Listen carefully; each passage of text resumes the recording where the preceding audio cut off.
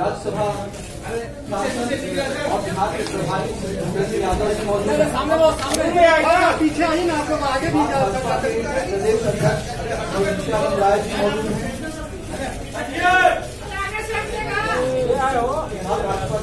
धन्यवाद धन्यवाद।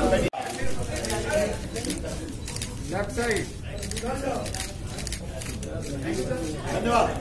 था बख्तियारपुर के आगे जो गंगा के उस पार सारे इलाके हैं, मैं देख करके मुझे भी अजीब लगा।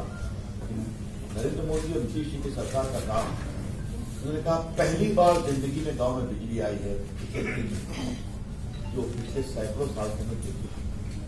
तो हमारा काम जमीन पर दिखता है। अगर 10 करोड़ ग्रामीण शौचालय बनाए 5 साल में तो दिखता है। बिजली लाई, 2.5 करोड़ लोगों को बिजली दी तो वो दिखता है, जाके आप टेस्ट कर सकते हैं। अगर देश को डिजिटल पावर बनाना है तो 130 करोड़ के देश में 121 करोड़ मोबाइल फोन है, कई यहां भी चल रहे हैं, ये दिखता है। दुनिया का सबसे सस्ता रेट है मोबाइल का, सबसे रेट है डाटा का, तो ये दिखता है इंटरनेट में।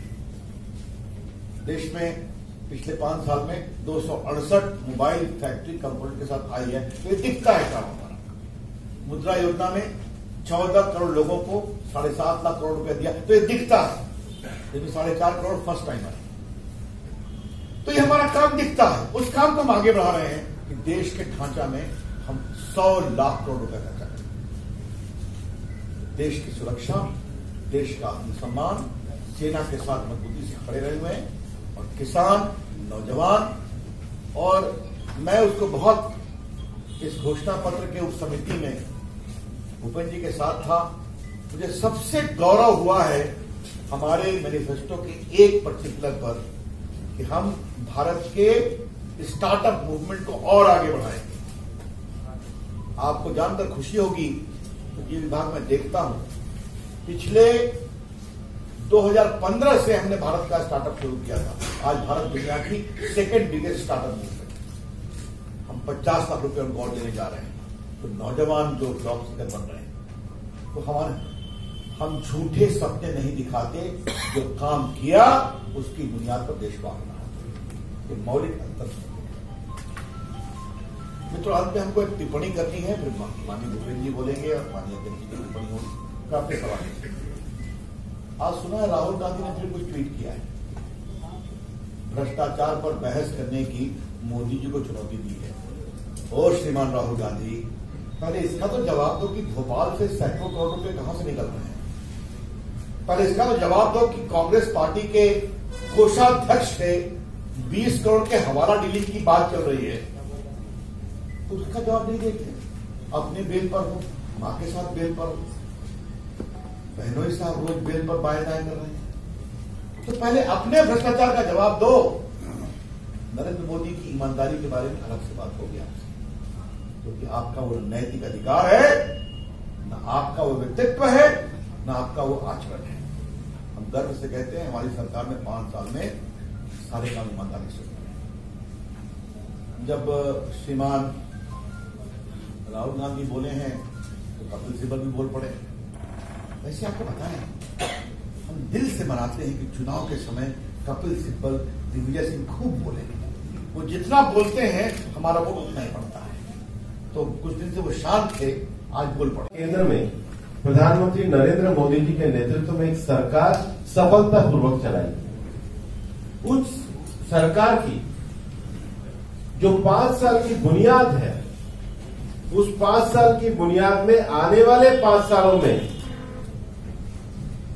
हम लोग क्या करेंगे। कंटिन्यूइंग गवर्नमेंट जो है, निरंतर सरकार को लेते हुए आने वाले 5 सालों में हमारे क्या संकल्प हो सकते हैं, इसको हमने अपने संकल्प पत्र में रखा। और ये संकल्प पत्र किसी भी पार्टी का वो विजन होता है जो देश की जनता के लिए समर्पित होता है। और इसलिए संकल्प पत्र में हमने 12 विषयों को और बहुत सारे मुद्दों को लिया है। लेकिन सबसे महत्वपूर्ण बात यह है कि जब आजादी के 75 वर्ष 2022 में पूरे होंगे, आने वाली सरकार का मिड टर्म होगा, तो तो हमने 75 ऐसे लक्ष्य लिए हैं जो 100% पूरे होंगे। और उसमें उदाहरण के लिए मैं बताऊंगा, आपको ध्यान है कि प्रधानमंत्री आवास योजना में 2.5 करोड़ से ज्यादा प्रधानमंत्री आवास के निर्माण इस सरकार के समय में हो गए। 2022 में जब आजादी के 75 साल पूरे होंगे तो हमारे देश में सभी को पक्का मकान मिलेगा, स्वच्छ पेयजल मिलेगा, भारतमाला परियोजना जो है वो पूरी होगी। आज जितने राष्ट्रीय राजमार्ग हम 2014 में लाए थे दुगने हो जाएंगे। स्वच्छ भारत मिशन में 100% कचरा संग्रह के कार्य को करेंगे। भारत ने पिछले 5 वर्षों में रिन्यूएबल एनर्जी में जो उपलब्धियां हासिल इंजीनियरिंग में इस देश में मेडिकल की सीटों में वृद्धि की जाएगी। हमारी सरकार आने के बाद मेडिकल की 12,000 और 18,000 ग्रेजुएट और पोस्ट ग्रेजुएट की सीटें हुई हैं, लेकिन ये संख्या पर्याप्त नहीं है। अगर हमें मरीज और डॉक्टर के रेशो को देश में ठीक करना है तो हमने ये संकल्प किया है कि जब हर जिले में मेडिकल कॉलेज खुलेगा उसका परिणाम ये होगा कि हमारे जो ग्रेजुएट कोर्स हैं उनकी संख्या में दुगनी वृद्धि होगी और पोस्ट ग्रेजुएट कोर्स है उसकी संख्या में भी पर्याप्त वृद्धि होगी। उसके साथ ही साथ पूरे देश में समावेशी विकास के लिए हमने पूरी एक विषय सबके सामने रखा है। देश में महिलाओं के सशक्तिकरण के बिना, आधी आबादी को जोड़े बिना ये देश आगे नहीं बढ़ सकता है। और हमने ये कहा है कि समानता के मानक सभी महिलाओं के लिए समान रूप से लागू होगी। महिलाओं का कार्यबल बढ़ाया जाएगा और उसके साथ ही साथ शहीदों की विधवाओं के लिए भी सरकार विशेष उनके प्रशिक्षण वगैरह के, उनके कौशल विकास के, स्वरोजगार के कार्यक्रम करेगी। चुनाव एक तरह से घोषणा पत्र जारी किए जाते हैं, लेकिन जैसा आदरणीय भूपेंद्र जी बताए, यह संकल्प पत्र है।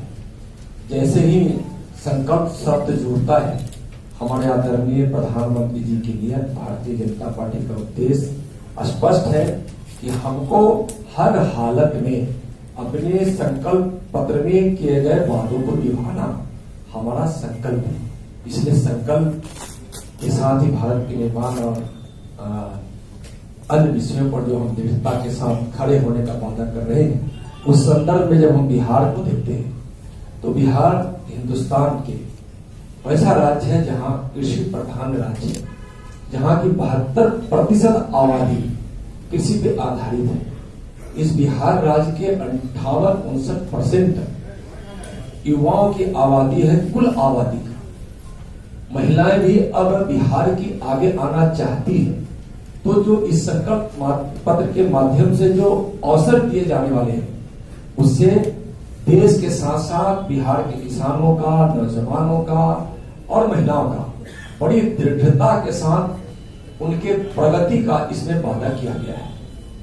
आप पूरे संदर्भित करके देखेंगे तो किसानों के लिए जितनी वादे किए गए हैं, संकल्प लिया गया है, वह कृषि उत्पाद को उद्योग से जोड़ेगा और चाहे उसके भंडारण की व्यवस्था हो, उत्पादन की बढ़ोतरी का हो, बिजली के माध्यम से सिंचाई का हो, या 100 बिल्कुल 1 लाख का मुफ्त ऋण देना, यह बहुत ही बड़ी बात है। अन्य बातें सभी बातें आ गई हैं, लेकिन इस संकल्प पत्र में जो देश बढ़ेगा उसके साथ साथ बिहार भी मजबूती से बढ़ेगा और इस संकल्प पत्र में किए गए बातों में बिहार जो निश्चित रूप से प्रगति के दौर में भारत के साथ कदम मिलाकर आगे आएगा। धन्यवाद।